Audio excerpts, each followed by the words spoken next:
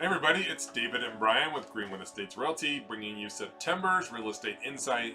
And the topic this month is 10 updates that don't improve your home's value. So let's start off with the two types of returns you get on improving things in your house. One is enjoyment and one is for resale. What's the difference? Well, obviously enjoyment is something that you're doing that you're going to get benefit from, that you're going to get use out of in the near term. An example would be permanent garage shelves. Now there's resale, and an example there would be for resale, you'd be better off putting in a new garage door. Do you get a lot of use out of a new garage door in terms of your own benefit? Probably not. Do you get a lot of use out of permanent garage shelves? Probably so. But one has a definitive better ROI. Yeah, to drill down just a bit more on that, right? I mean, everyone's gonna, a garage door is a garage door is a garage door, right? I mean, it goes up and down. You just want to make sure yours isn't falling apart. You want to make sure it's functional, but that's from your own enjoyment standpoint. But from a standpoint, right, of resale, well, you don't want the garage door just to go up and down. You want it to look good, right? It's about curb appeal on resale. But from a pragmatic standpoint, right? I mean, a lot of buyers aren't willing to pay any more for a house because you've got nice shelving in the garage. However, if you like to carry lots of personal property like the Czar household and you've got a lot of things, well, then yeah, you know what? Spending some money on shelves would be something most likely that would make a whole lot of sense for you. And it's important to remember the enjoyment aspect. The next buyer of your house will probably get some functional benefit from it, but that doesn't mean they ascribe value to it. And so I think that's always a key distinction we talk through sellers with is, yes, the buyer will get benefit from it. They don't have to do it. They can use it, but that doesn't mean they're going to give it the value that you gave it. So without further ado, let's get into what are the top 10 improvements that don't necessarily increase your value. Number one, solar. All right, we've all had at least 1 or 20 or 100 different solar reps knock on our door and try to sell you solar. And their number one pitch is it gives your house value. But they are going off of national data. And there are certainly some areas of the country, probably in Arizona being first and foremost, that maybe it does give you value because the sun's out, it's always hot, it's probably producing more than enough energy. In Colorado, we can tell you with confidence, based on the homes we've sold, based on the homes that our clients have bought, it does not give you a good ROI on that investment. Yeah. Sometimes it's even had a negative impact. Yeah, right. So, I mean, as we know, we get a lot of sun here in Colorado. We're known for our sun, but what you also have to look at is the cost of energy. And so, all, environmental, conscious decision making aside, right? I mean, if that's what you're going for, again, that would be for your own, edification, not necessarily for resale value. It just doesn't quite make sense when you look at, the ROI on that. But most importantly, some of the snags you can actually run into if you have solar. For instance, replacing your roof. That roof replacement looks a whole lot different when they have to take off solar panels. So just one pain point there. 100%. Yep. Number two, changing out your windows, putting in new windows. Now, again, there could be tremendous enjoyment from this, a lot less draft. Your home holds heat or cooling better. And you do get some of that investment back at resale, but you do not, let us repeat, you will not get back dollar for dollar what you spend on putting new windows in. 100%. Yeah. They might be a little more comfortable. They might look better, but in terms of the huge cost that you pay, just not going to give you that ROI. All right. Number three, smart appliances or smart home systems. Again, might bring a lot of functionality, might make your life easier. But again, we got more apps, we got more things we have to log into, more things that can get confused and can tell you with confidence, again, very little, if any, resale value. If a good rule of thumb is if you see something in the house other than maybe like a doorbell or a thermostat that has a label of smart on it, it's probably not a good ROI item, right? I saw the other day there's such thing as someone was selling a smart toilet, right? And I don't know about you, but I want as dumb of a toilet as I can have. I just want one that functions, right? And you'll see, right, these first three items we've talked about, solar, windows, and smart appliances or smart, systems in the house, those are all so heavily marketed because there's such huge margins on all of them, right? I mean, you got the sales reps going around, trying to sell you windows, trying to sell you solar, right? And then you got the big companies like Samsung and all these Ring, that are trying to sell you, they've got huge marketing budgets. It's all marketing, folks. Number 4, heat pumps. You're going to start to hear more and more about it. We've done previous videos. We have blogs about heat pumps, solar, and windows on our website if you want to read more about that. But heat pumps, again, very early, hearing lots of, kind of marketing, if you will, about how much value they do or don't bring. Yeah. Here in Colorado, I'd say we don't think so. The early adopters, have kind of taken that over, but I would say, a huge majority of buyers out there, if they see a heat pump, they're like, well, hey, I don't know a whole lot about that. Anytime you have a buyer kind of questioning, something they don't feel necessarily comfortable about it out of the gate, it's going to have a penalty in most instances, for those particular buyers. So, again, it's something to be very mindful of if you're looking to upgrade heat pumps. Those are, might be more popular here, 10, 15, 20 years from now. But right now, there's still a lot of uncertainty in the marketplace, at least, amongst buyers on that.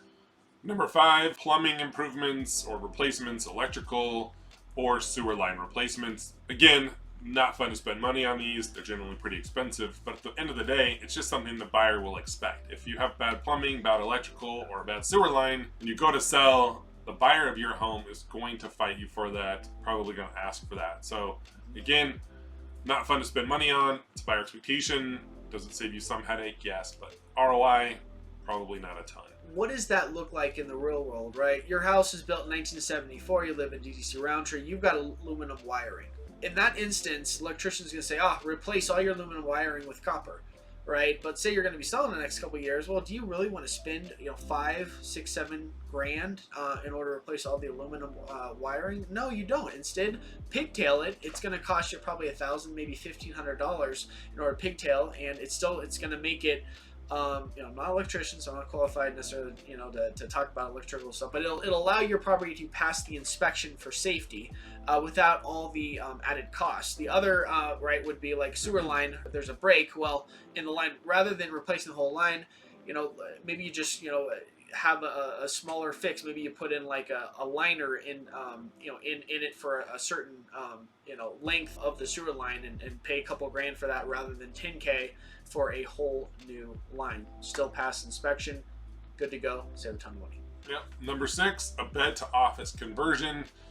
Again, this is one that will probably have an impact on resale if the buyer doesn't find value in having an office over a bedroom. So be mindful anytime you're converting a space into something that is more specific to you than the general public. And it's always situationally dependent, right? You got a 6-bed, 5-bath, house, right? I mean, maybe you have an excess of, bedrooms. Maybe converting that to an office is great. You got a 3-bed, 4-bath house. You don't want to cannibalize one of those bedrooms and make it an office because then you're going to be short on bedrooms. Yep. And this has a lot to do with the area that you're in. So we'll always tell you how that will play in the general area that you're selling in. Call us, we'll let you know. Number 7, wall-to-wall carpeting. Too much carpet's probably not a good thing. Most people don't, aren't in that situation, but always being mindful that if all of the open living room and all of the open living areas are all carpet, some buyers will prefer to have some type of hard surface, so be mindful of that. In high traffic areas, right? Your entryway, your your kitchen, your living space, right? Your stairs as well, because like hard surface on the stairs can lead to creaks, right? Hallways, but in the bedrooms and the bathrooms, don't go for hard surface flooring. Don't do carpet wall to wall throughout a house. Number 8, anything done in excess, gaudy, or impractical, including high maintenance landscaping like a pool, overly personalized lavender exterior paint. That's something that he would want to do, or just a specialized smart home feature. This one's important because, again, the more hyper specific to you that it is, the less likely the buyer or the buyers of your home will like it, and it might deter them. So we want to be mindful if and when you do those be prepared to potentially undo those to make the sale go through at a price you like. Yeah, if someone has a strong emotional response, towards any, something in the house, there's a good chance there's going to be other buyers that have that same response, right? And you want to try to appeal to a big, largest variety of buyers you can if you're looking to sell.